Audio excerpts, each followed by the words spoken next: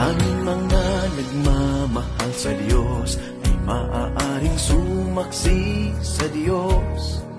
Tanggapin ang kanyang mga pagpapala at magdala sa kanyang mga pangako.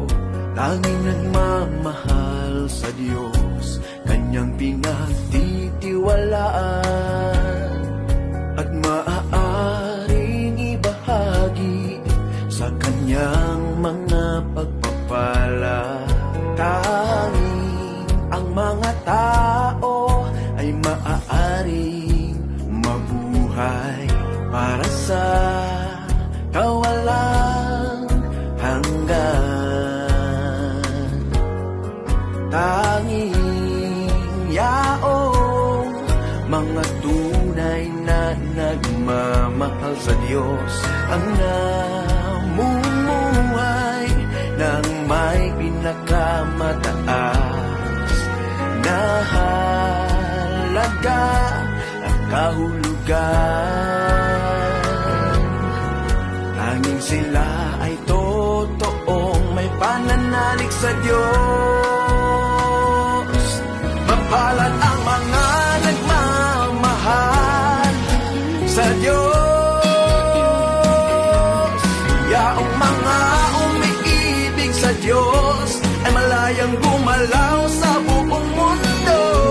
Mapalad ang mga nagmamahal sa Diyos, kanyang mga saksi gumagalaw sa buong sansinukoy. Mapalad ang mga nagmamahal sa Diyos.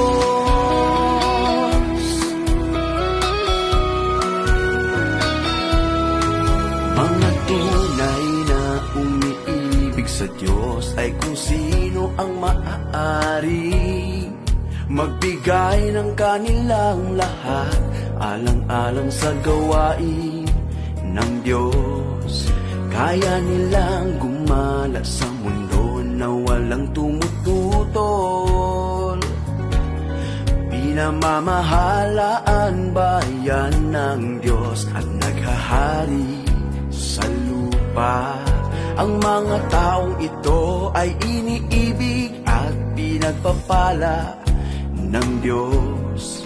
Ang mga taong ito ay mabubuhay magpakailanman sa liwanag ng Diyos. Nabubuhay sila na may pinakamahalaga at kahulugan. Tanging sila ay mga tunay na mananampalataya sa Diyos. Mapalad ang mga nagmamahal sa Diyos. Yaong mga umiibig sa Diyos ay malayang gumalaw sa buong mundo. Mapalad ang mga nagmamahal sa Diyos, kanyang mga saksi gumagalaw sa buong sansinukoy. Mapalad ang mga nagmamahal sa Diyos. Ang gayong mga tao ay nagmula sa buong mundo na may iba't ibang wika at kulay ng balat. Pero parehong kahulugan ng buhay at pag-ibig sa Diyos. Magkaroon ng parehong saksi na may ibinahaging aspirasyon.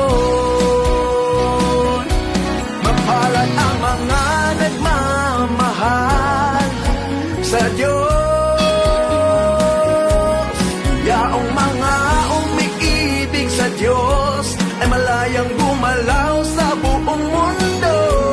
Mapalad ang mga nagmamahal sa Diyos, kanyang mga saksi gumagalaw sa buong sansinukoy. Mapalad ang mga nagmamahal sa Diyos.